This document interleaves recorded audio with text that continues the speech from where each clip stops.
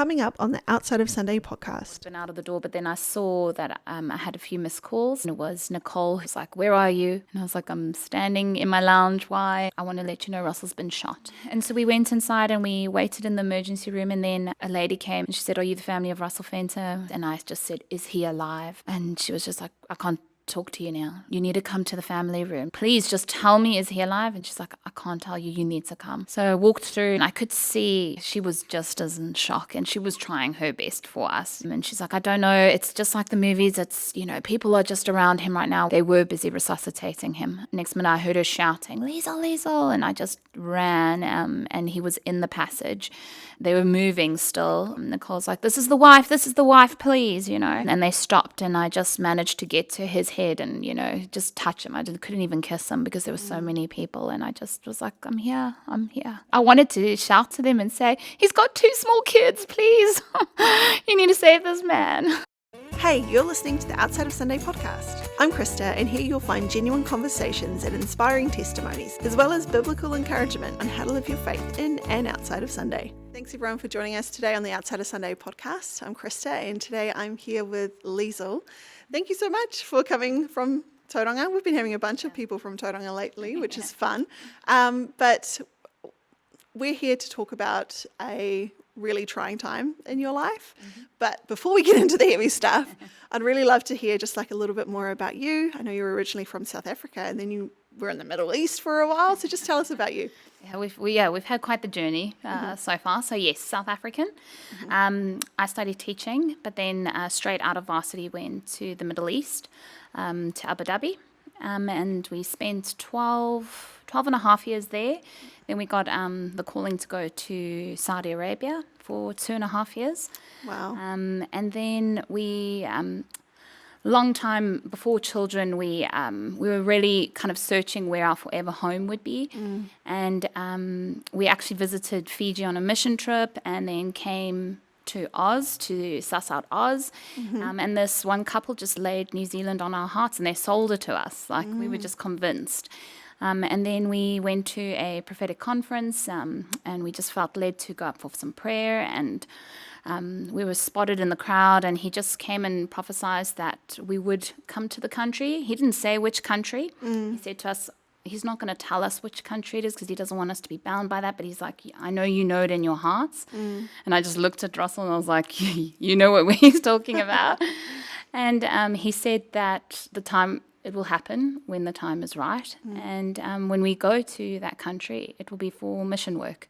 He felt that the calling of missionary work was on us. Wow. And so in 2022, he started looking at really moving to New Zealand, and God just opened up the doors when the time was right, which didn't seem like the right time because of COVID and New Zealand being this sheltered little country, no one could come in.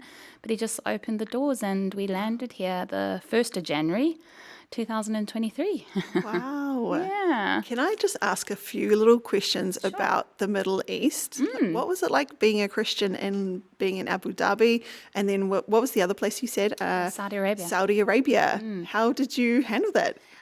It's so incredible how it's not how the world perceives it.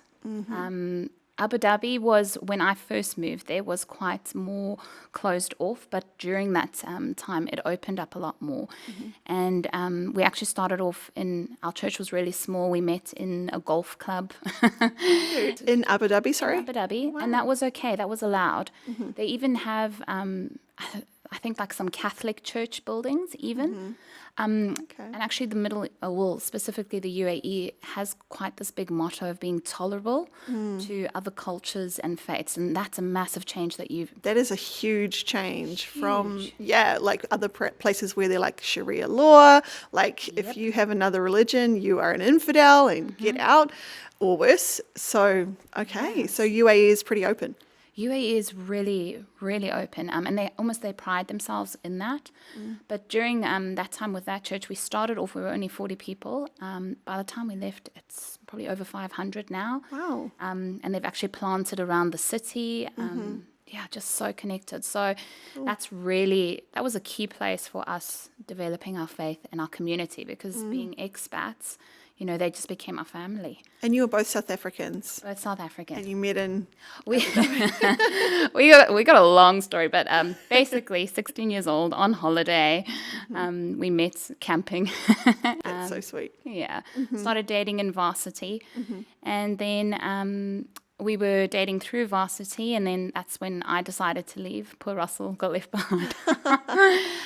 So we did long distance for 5 years, and then eventually, because the Middle East is extremely strict, you can only have a man in your apartment or living with you if you're married. And we just said the time's now, we just need to get married. So he came 5 years later. And then actually through work, as well as church, I had the same boss in 3 schools, 2 schools in Abu Dhabi. And he went to Saudi, and during COVID when, just the world was in a state. Yeah. He kind of joked and said, come to Saudi. And we were like, oh, you're crazy. We wanted to go to Saudi. And then just planted that seed, and we thought about it. And it was just such a good time for us as a family. Where we were teaching at was actually the royal school. For the royal family of Saudi Arabia. I was wondering, what does that even mean, a royal school? So the royal family of Saudi Arabia attends? The Prince of Saudi Arabia's Prince. My gosh, this is so crazy. Okay, carry on, sorry. Prince Mohammed bin Salman. Okay. And that was his school for his children. And so automatically all the other kind of royals went to that school. So I had children in my class from the Ministry of Foreign Affairs, Minister of Culture. So just really elite. Was it quite a small school? It was quite small, and just our premises was a palace. So chandeliers, and it was just... Amazing. This sounds great. Nothing that we know of. But an amazing time, though. It was incredible. And our headmaster was also our one of our elders from our previous church. And just one of the most amazing leaders, even though we were in Saudi Arabia and we weren't allowed to talk openly about our faith, he was still able to do it and just lead in that way. Yeah, are you allowed to have those kind of conversations at all, or is it... Not really in Saudi. Saudi is very strict. You aren't supposed to have your Bible there. That was kind of sneaking it in. They've also gone through a process of change since Prince Mohammed has come into ruling. But even when we were there, Christmas wasn't celebrated. But just that first year, someone managed to find us a Christmas tree, and that's sweet. So they're really starting to open up in Saudi. But we were so fortunate because other elders from the same church also moved to Saudi, and they started a church group in their home. We had to be quite discreet and private about it, but that has grown, and that little community now, I think there's about 70 people that meet every Friday. So God is working there, and working with those children.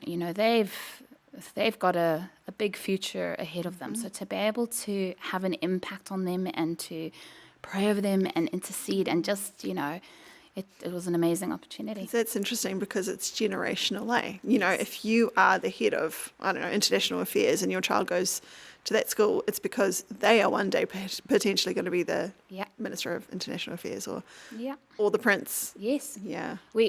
So even... the future prince was in our school. So that's so crazy. Yes. It was, it was a bit crazy. But and did they treat you well? They did. Do you know, they had a real appreciation for us and for our upbringing. A lot of the parents were brought up in Saudi, but then they would go study abroad in America, the UK. So they were actually quite open, and they travel a lot. I mean, they go to the Maldives for the weekend. Wow! So they are actually quite open-minded. It's not how we perceive them.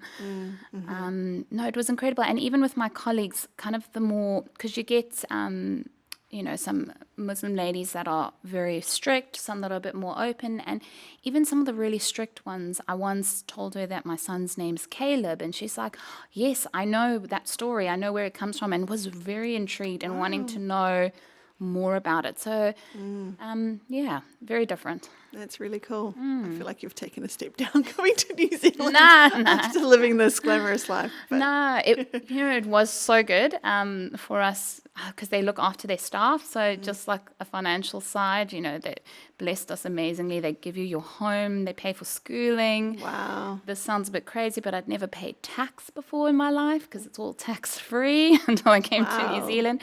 My first time ever paying rent. Wow, you have come to the mission field.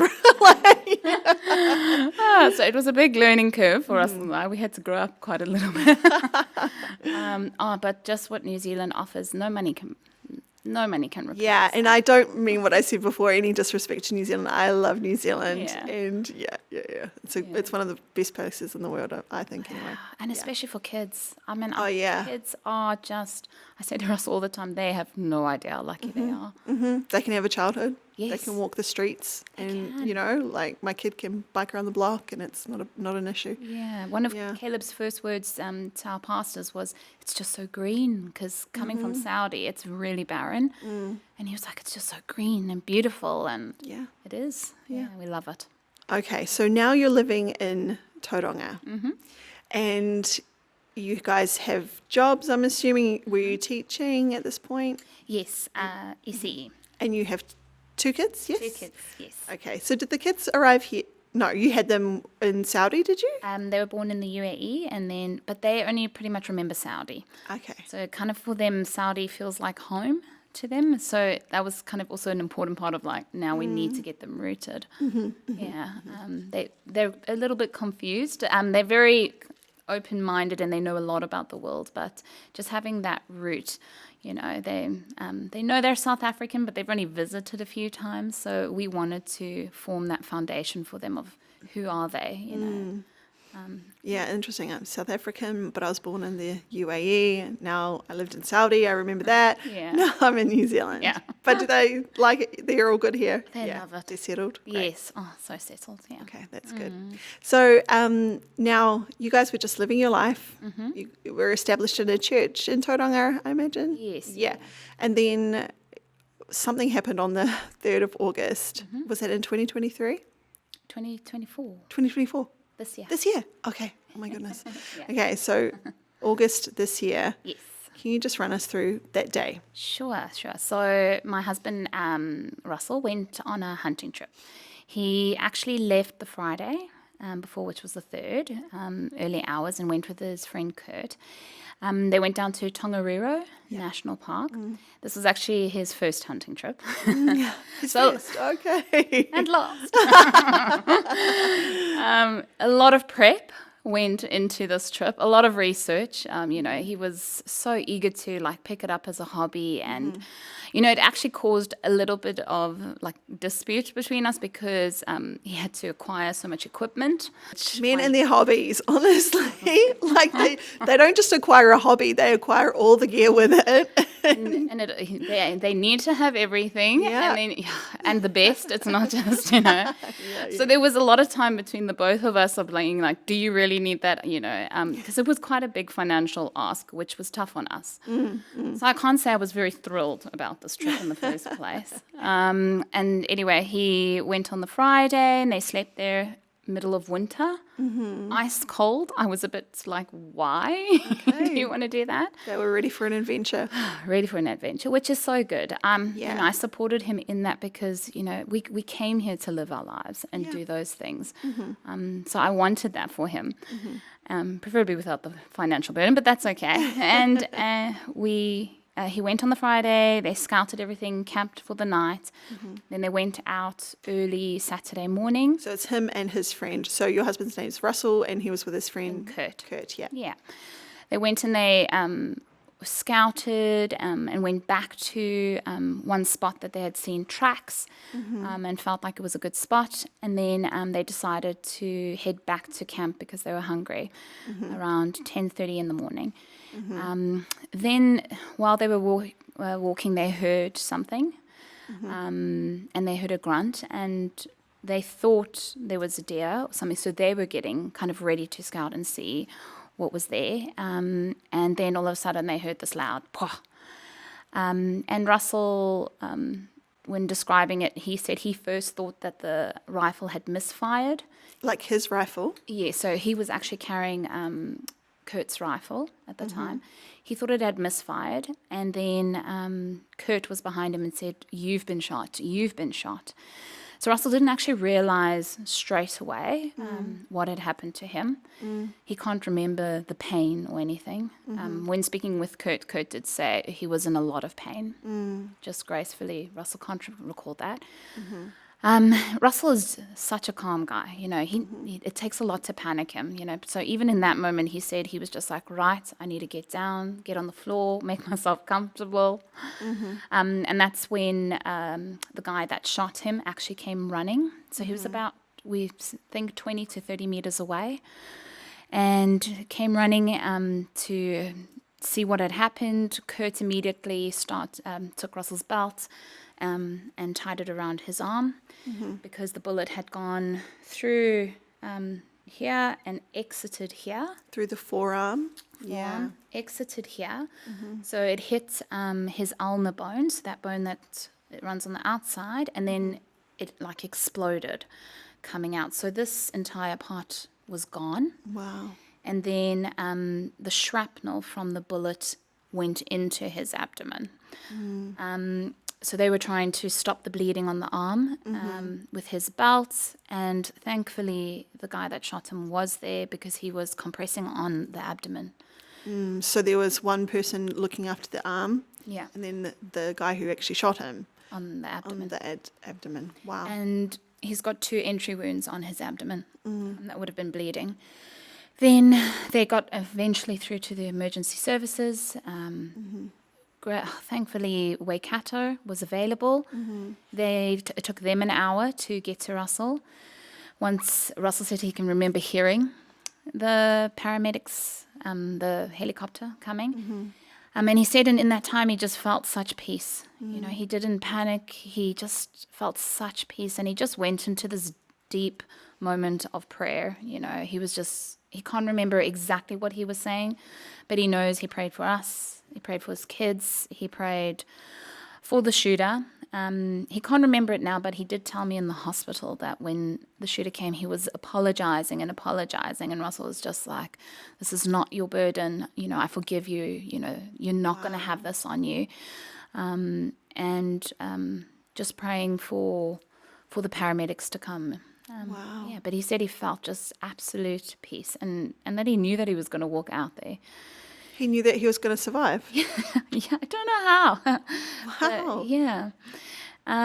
Paramedics came. It took them an hour and a half to stabilize him.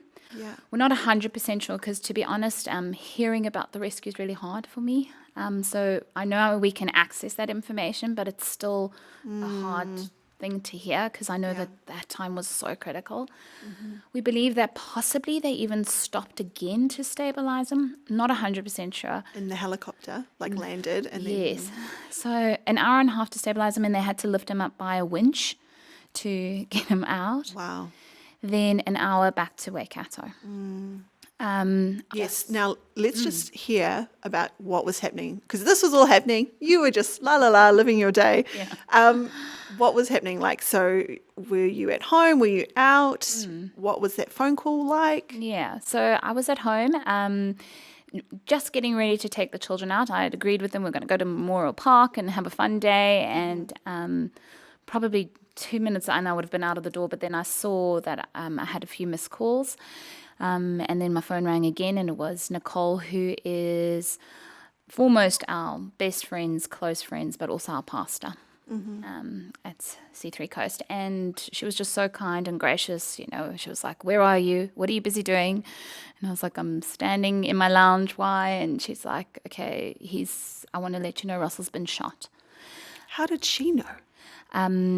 Kurt's wife, Minette, was notified, and Minette called Nicole because she actually tried to get hold of me but missed me because I was in the shower.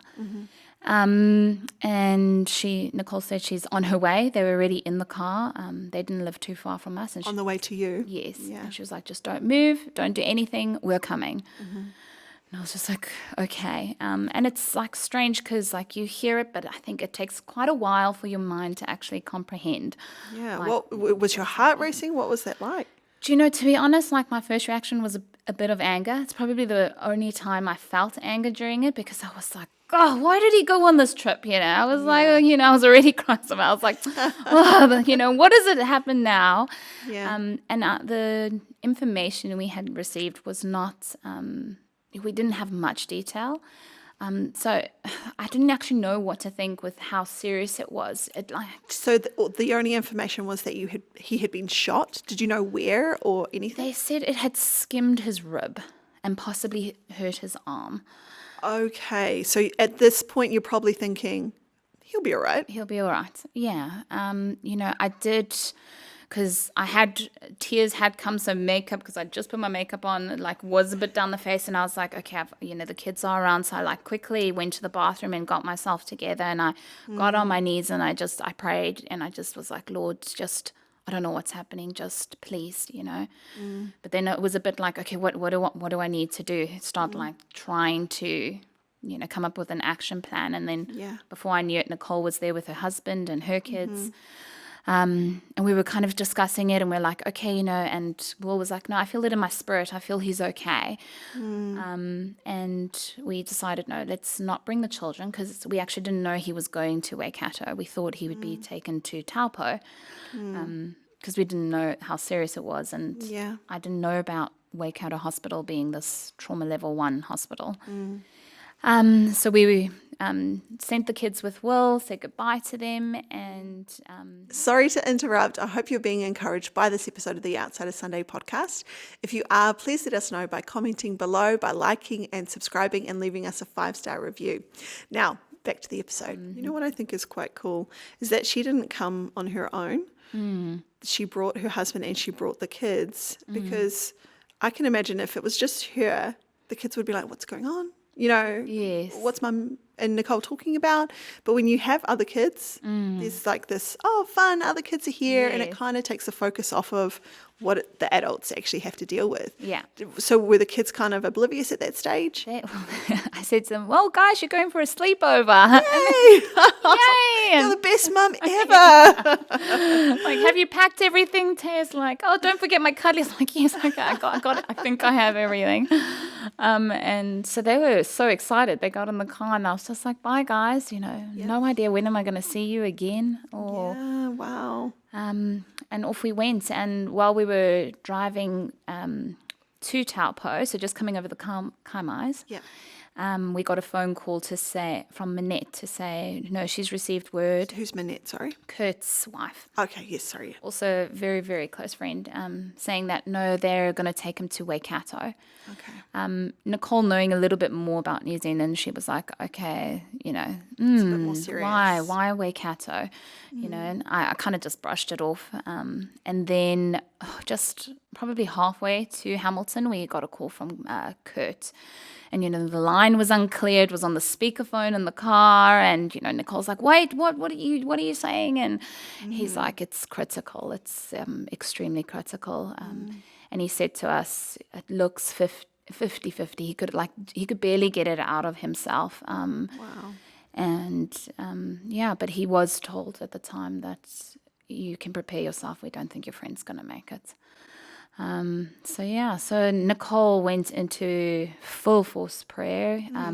She actually also had an amazing vision during that time while driving. I can remember just the sides, where we were in the fields in that area, and she's like, I picture a desert, Liezl, but I can just see these fruits just popping out, not actually having to grow on something, just immediate growth, just luscious fruits just popping out. Bursting out of the ground. Wow. And we then got to the hospital, didn't know where we were, what we were doing, got to emergency, and no one knew when the chopper was, where the chopper had gone, when was it coming. So Was Kurt in the chopper as well? No. So Okay.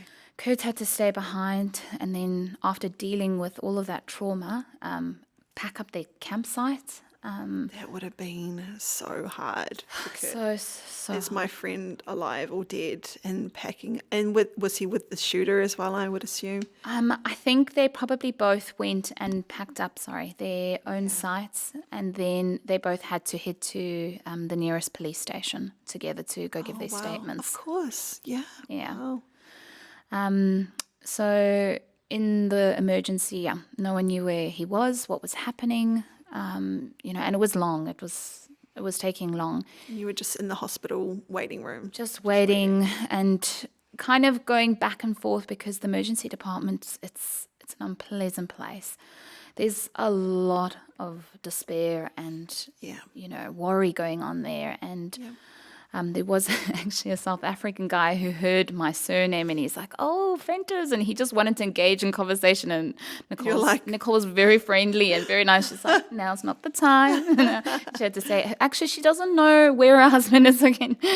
Can you please leave her? And we went outside and then saw 2 choppers coming at the same time. And I just knew the second one. I was like, the second one's got him. And I had actually, Russell and I, we enjoy tracking flights because, you get flight trackers online. On your phone or something like that. And while we were driving, I was like, I should track this. But I was like, I can't. I can't. And I had opened up my tracker just before we saw the choppers and I saw 2 coming in and I saw, the back ones come all the way from Tongariro. That'll be him. That will be him. Then I just said to Nicole, it's not good news. I was, it had been so long. I was like, why would it take so long? And she's trying to give me every bit of hope. She's like, no, you just don't know, Liezl, maybe this. And I was like, but it's so long. It had almost been 4 hours since the actual accident. And so we went inside and we waited in the emergency room and then a lady came through and I knew she was coming for us, a social worker. And she said, "Are you the family of Liezl Venter?" I was like, "Yes." And I just said, "Is he alive?" And she was just like, "I can't talk to you now. No, you need to come to the family room." She wasn't going to give me anything, which makes you think even more. You're like, it's worse than I even thought. Yeah, it makes you think that she wants to tell you that news, that he's not alive. So I need to make sure you're not in a public space kind of thing. And I just was like, "Please just tell me, is he alive?" And she's like, "I can't tell you, you need to come." So I walked through into the doors and then the whānau room is right there. Just a small room with a sofa and coffee station, but it's like in the passage of emergency, so where everything's coming through. And she couldn't give us any clear information. I could see, she was just as in shock and she was trying her best for us, and she's like, "I don't know. It's just like the movies. It's, people are just around him right now. We just don't know." And then Nicole, with the way that Nicole is, she's just like, "I'm going to go." I was like, "Okay, you go. Look. Go to him." And the lady was like, "Yeah, I think it's okay." So Wow. Were you feeling like that? Were you like, "I'm just going to stay here"? I was like, I can't. Yeah. I didn't know what we were going to walk into. So she went and she had a look. And he was just surrounded with, when they're in those surgical gowns, like the blue, you can't even see who it is because they're all so covered. And they were busy resuscitating him. They needed to resuscitate him on arrival. And then next minute I heard her shouting, "Liezl, Liezl," and I just ran and he was in the passage and they were moving still. Gosh. And Nicole's like, this is the wife, please, and they stopped and I just managed to get to his head and, just touch him. I couldn't even kiss him because there were so many people and I just was like, I'm here. Oh my You're gosh. okay. I'm like trying not to cry. Yeah. I was like, "You're going to be okay." I wanted to shout to them and say, "He's got 2 small kids, please. You need to save this man." But yeah, and they were just kind to do that for us because we didn't know if it was that the last time we were going to see him. And we went, I just remember walking and being like, "Whoa, what was that?" You just don't know what to do. And we went back to the family room, and they had made me a little cup of coffee, and one of the respondents walked in, and he was making himself coffee, and he just looked and he's like, "Are you here for Russell?" And we're like, "Yes." And he's like, "Oh, yes, I just brought him out." And he was actually the paramedic, so that did all the medical stuff. And he's like, "He's stable. He's stable for now." He could tell us where the bullet had gone. Great. And he said, it took us an hour to get there, an hour and a half to stabilize, an hour to get back, So it just, that news was such golden to be able to hear, why did we wait so long? What happened in that time? And then at that moment, two of our other very close friends from our Connect group walked in the doors, was like, "Whoa, like, where did you come from?" I don't know how they even found us, but they were there because they were visiting their family in Hamilton at that time. Oh, wow.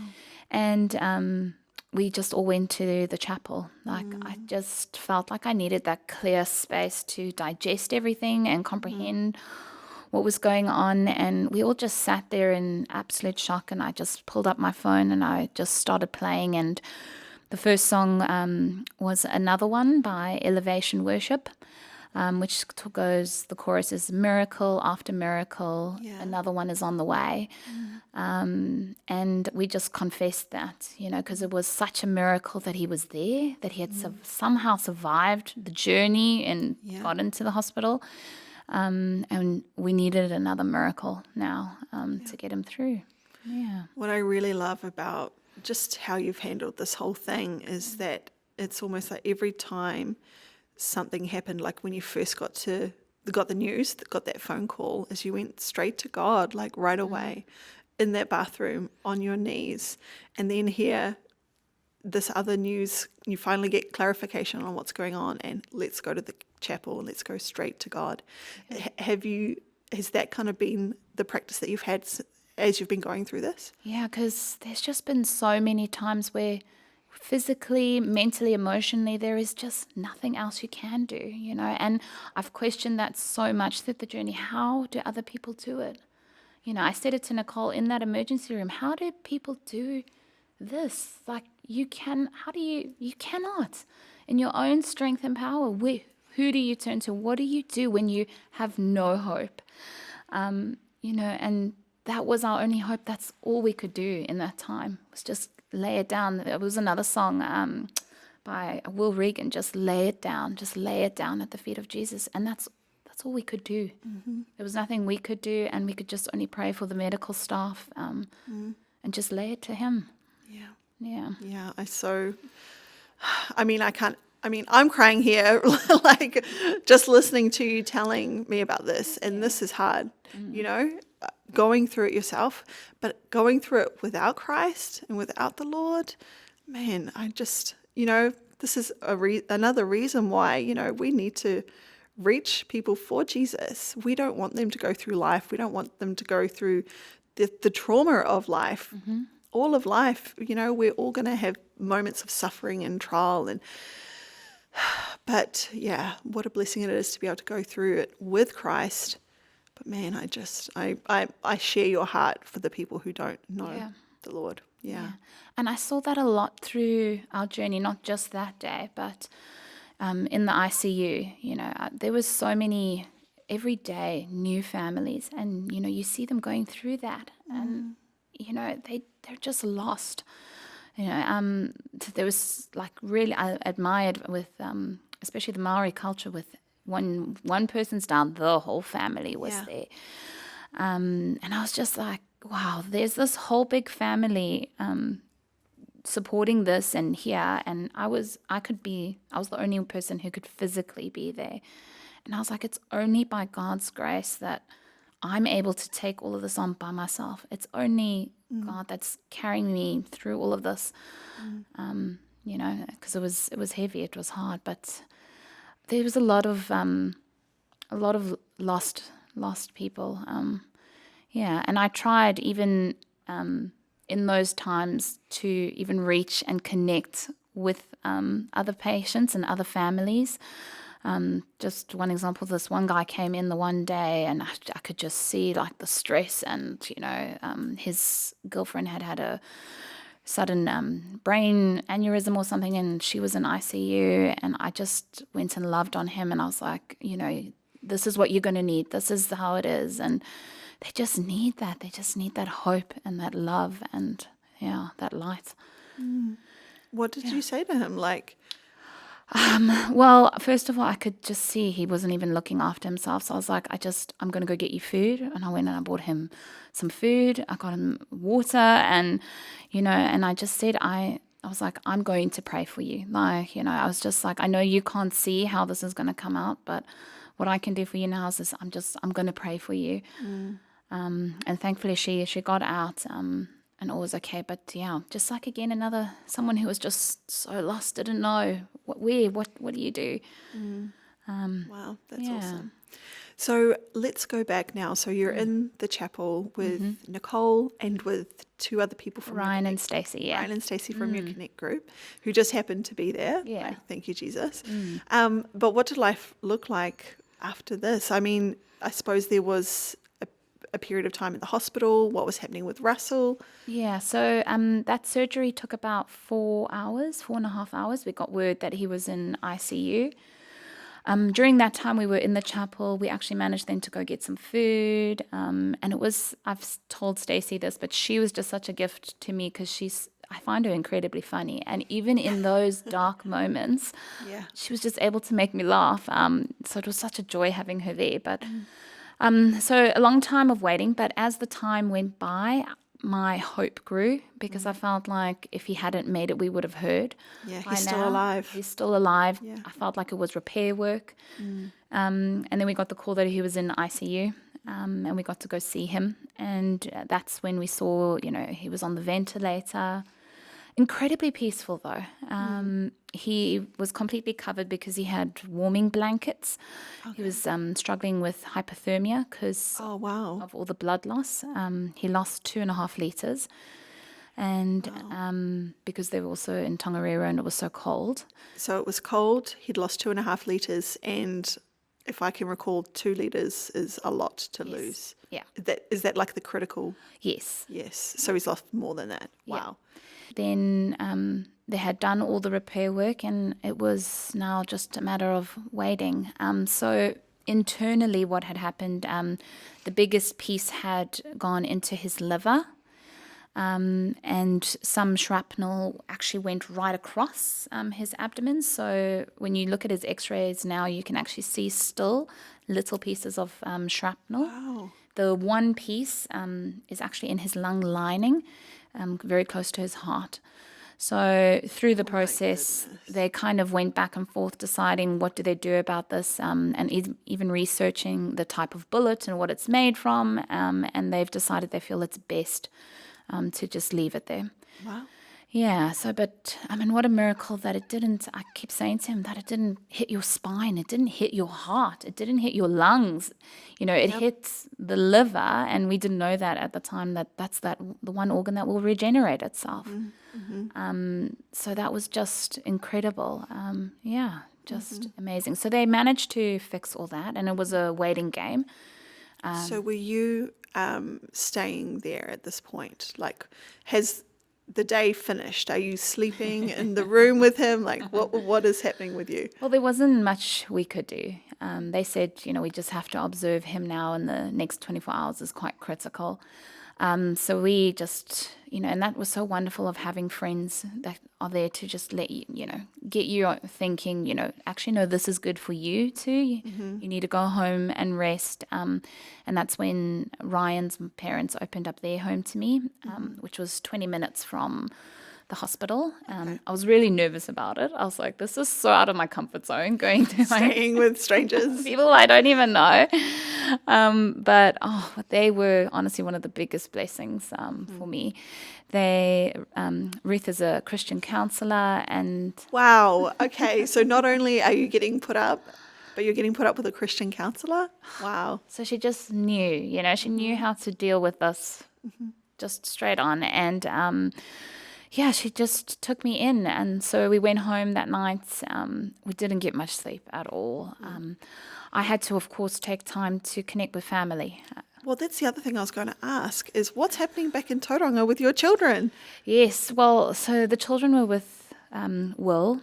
They didn't know anything of it at that stage. And even with our own families back in South Africa, I wasn't, just also purely because of the time difference, I wasn't going to call everyone while they're sleeping and give them this news that what has happened. I first wanted to know what the outcome was and then decide what to tell them. So I only called them that night then to tell them the full story. And it was a relief to be able to say, he's stable, he's in ICU, this is what it's looking like. So the children were all okay, oblivious to what was going on. So they were just having an extended sleepover, basically. Best time, they were really, really happy. Then on the Sunday we decided what should happen with the children, and Nicole was like, no, we'll look after them, for this week. Let's just take it as it comes. And I said to her, because I couldn't go back home myself to go see them, I felt confident and happy with giving her that responsibility to tell them. So she told them. She told them. So she recorded it for me, which was amazing because I could see their reactions, their questions, exactly which words were said. And we had spoken about it quite clearly, what we wanted to be passed on to them. So how did it go? Their little faces, like they first were like shocked, and I could see, they're thinking really fast. Our little girl really made us laugh because she was like, oh, yeah, no, Daddy went hunting for some meat. And she was only 4 at the time. And then once Nicole told them that, oh, Daddy's arm is really hurt, but he's in the best care and everything.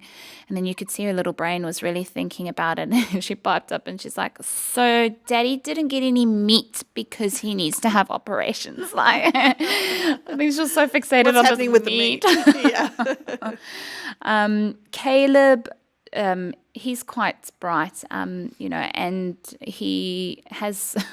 read all the How My Body Works books. I don't know if you remember those books. Oh, okay. It's a collection of 50 books that talks about every part of the body. He's made me read all of them to him since he was tiny, and so he knows probably too much. So he was, he was really thinking about it. And he's like, I think he's going to need a few operations. And Nicole's like, yes, you're right. Clever kid. Yeah. But I'm kind of interested as well in what words were chosen. Like, what did you arrive at? Was it just as little information as possible? Was it quite lighthearted, or did you get quite serious? How was that all conducted? So, we decided to go with being honest, tell them the truth. So we told them that he was in an accident, and Caleb immediately thought a car accident. And Nicole said, no, he's actually someone thought that he was a deer and by accidentally has shot him. Gosh, man. So we told them that, and, immediately that's when, like their jaws just dropped.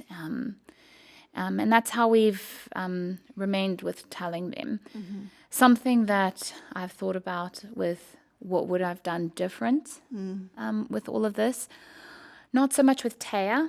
With her, it was very much like she'll just take and absorb with what she was given and then would move on from it. Yeah. With Caleb being more of the deep thinker and knowing a lot more, I felt we did him a bit of an injustice with not giving him a bit more information. I see. Okay. Because I think that allowed anxiety and worry to creep in because he didn't know. I noticed that, so kind of moving a bit further on, it was only in week 3 that Russell was stable enough, because obviously through the whole journey we were trying to see when is the right time for the children to see him. And we were almost at that point, but then he went back in ICU. So it was a bit of a back and forth, but once eventually we felt, okay, he's okay now, we can bring him in.